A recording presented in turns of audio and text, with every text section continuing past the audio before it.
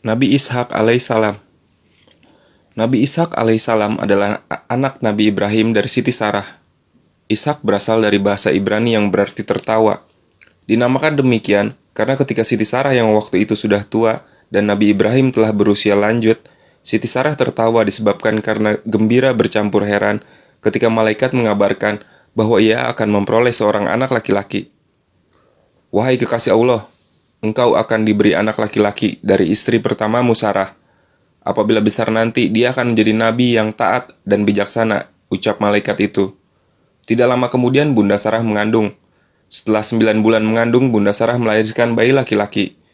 Nabi Ibrahim dan Bunda Sarah sangat senang. Mereka mendidik Ishak kecil dengan nilai-nilai tauhid. Setelah dewasa, Nabi Ishak tumbuh menjadi pemuda yang soleh dan taat. Dia tidak lupa beribadah kepada Allah. Tidak hanya itu, Nabi Ishak juga sangat rajin membantu kedua orang tuanya dalam bekerja. Dia tidak pernah mengecewakan dan menyakiti hati kedua orang tuanya. Ia selalu mencukupi kebutuhan kedua orang tuanya, seperti membuat makanan untuk ibu dan bapaknya, memberikan minum unta dan hewan ternak lainnya.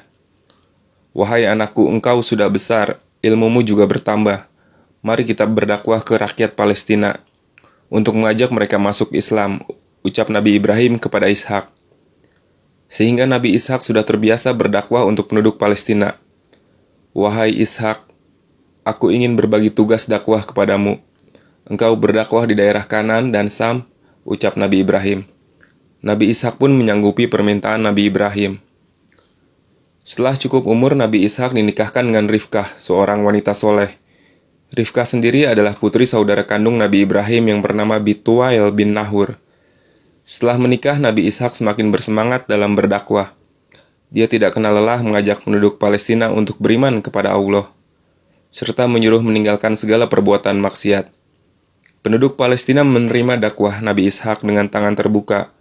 Banyak dari mereka yang beriman kepada Allah. Nabi Ishak alaihissalam jadi orang terkemuka. Allah memberikan putra kepada Nabi Ishak, seorang anak laki-laki yang bernama Yakub, yang kelak melanjutkan dakwahnya. Pada usia 180 tahun, Nabi Ishak didatangi oleh malaikat Israel. Wahai Nabi Allah, aku ditugaskan oleh Allah untuk menjemputmu. Wahai malaikat, laksanakanlah perintahnya, aku sudah siap, ucap Nabi Ishak kepada malaikat Israel. Nabi Ishak pun meninggal di Madinah.